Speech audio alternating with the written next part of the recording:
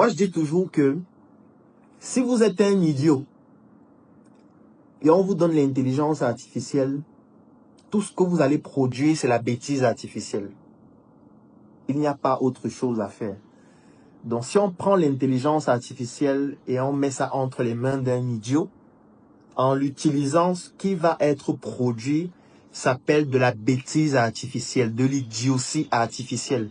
Ça veut dire que quand il était idiot seul, ça allait encore. Maintenant, on lui a donné un outil qui permet de multiplier à la puissance n sa bêtise.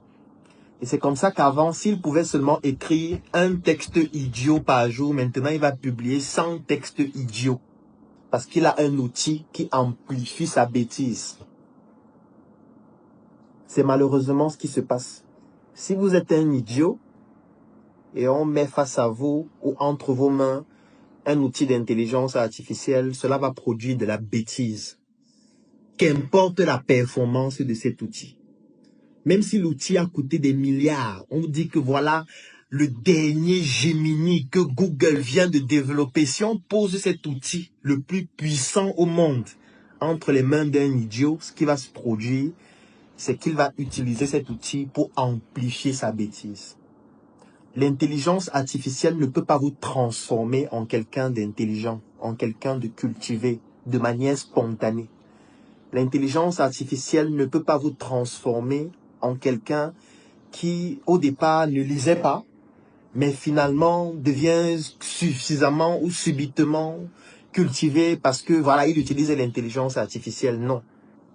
L'intelligence artificielle, c'est un outil, comme la pelle, comme la brouette, comme un ordinateur. Et vous ne pouvez pas demander à un outil de vous remplacer. Vous ne pouvez pas demander à un outil de faire un travail de manière complète. Vous ne pouvez pas demander à la brouette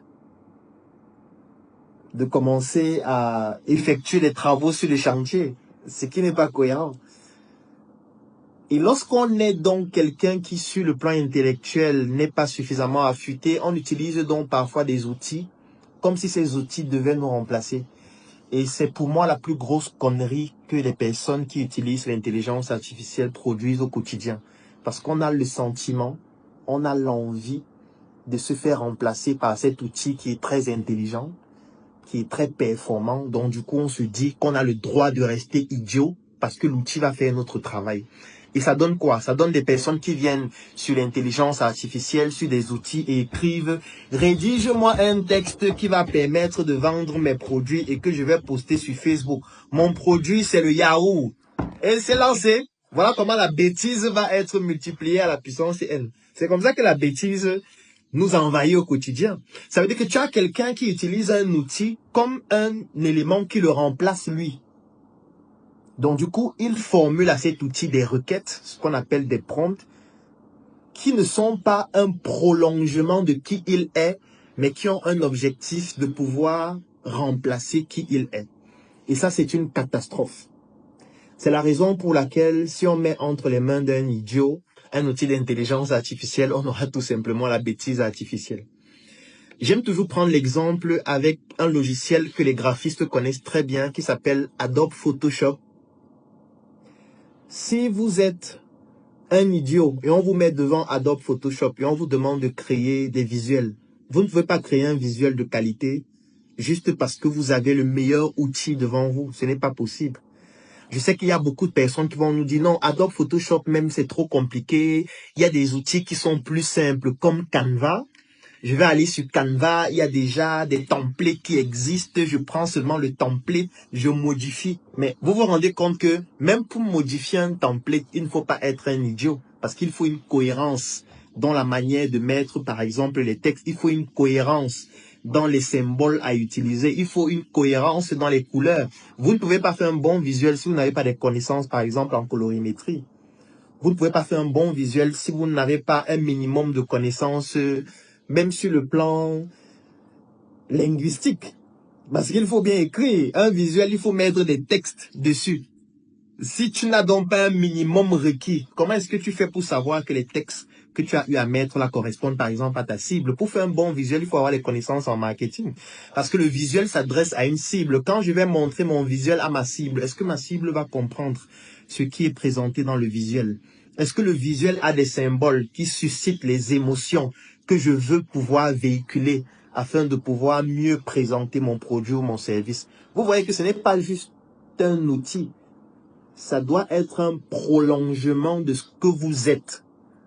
Donc, si vous partez sur Canva, vous voulez créer un visuel et que vous n'avez aucune notion en ce qui concerne le marketing, en ce qui concerne la communication, en ce qui concerne un minimum de base sur le plan culturel, en ce qui concerne la maîtrise de votre produit ou de votre service, même si on vous donne des templates qui sont déjà prêts, même si on vous dit qu'il faut juste écrire un texte et ça va produire un visuel, vous allez produire un visuel qui sera simplement de la bêtise. Parce que vous ne savez pas ce que le vert signifie. Moi, je fais ce direct habillé de cette façon. Il n'y a aucune couleur qui est sur moi au hasard. Parce que je sais exactement ce que signifie chacune de ces couleurs. Je connais l'émotion que je veux véhiculer. Dans une autre occasion, j'aurai une autre couleur. Parce que j'ai conscience de ce que je veux faire transmettre comme émotion. Donc, du coup, face à plusieurs outils, je connais les outils à utiliser et les outils que je ne dois pas utiliser. Quand j'ai un outil en face de moi, je sais comment utiliser cet outil pour qu'il soit un prolongement de moi et non qu'il ne me remplace. Et ça, c'est une catastrophe que nous retrouvons au quotidien. Parce que malheureusement, et dans ce direct, je ne vais pas vous parler des outils d'intelligence artificielle. Parce que ça nous saoule déjà au quotidien. Tous les jours, on a une nouvelle personne qui vient dire, il y a une nouvelle intelligence artificielle qui permet de faire des vidéos, une nouvelle intelligence artificielle qui permet de faire de la musique, une nouvelle intelligence artificielle qui rédige des textes, qui est capable d'écrire tout un livre, une intelligence artificielle. Mais comment est-ce que tu peux prendre une intelligence artificielle qui rédige tout un livre alors que tu n'as jamais toi-même lu un livre du début jusqu'à la fin? Comment c'est possible?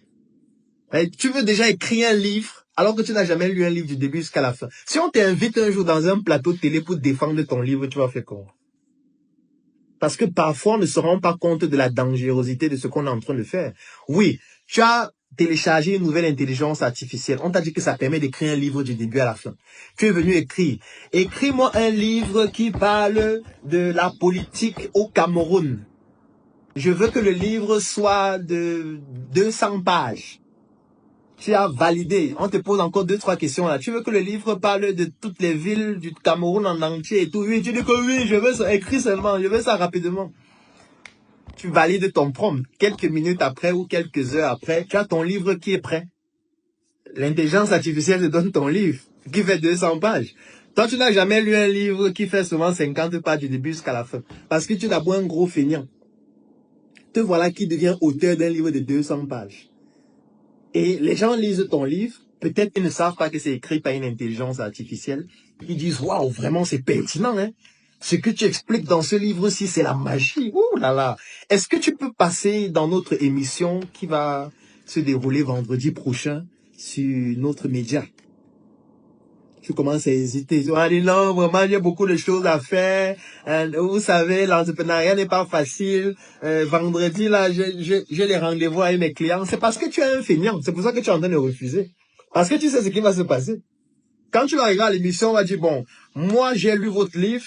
À la page 145, vous dites que la première étape, c'est de dresser les compétences. Est-ce que vous pouvez entrer en profondeur sur c'est quoi une compétence? Quels sont les critères qui permettent de définir une compétence? Quels sont les indicateurs de performance? Par exemple, dans le domaine de l'ingénierie, le génie civil, pour définir la compétence d'un ingénieur, par exemple, qui est formé au Cameroun. Tu vois comment on vient de t'humilier? Parce que tu as utilisé l'intelligence artificielle comme un remplacement de toi-même. Et je le dis encore et je le répète, si tu es un idiot et qu'on met entre tes mains un outil d'intelligence artificielle, qu'importe sa performance, ça va produire uniquement de la bêtise artificielle, de l'idiotie artificielle. Donc aujourd'hui, je ne vais pas vous parler des outils. Je ne vais pas vous parler de ChatGPT, Gemini, machin, non. Avant de parler de ça, il faut d'abord qu'on parle de toi. Il faut qu'on parle de toi qui va utiliser l'outil.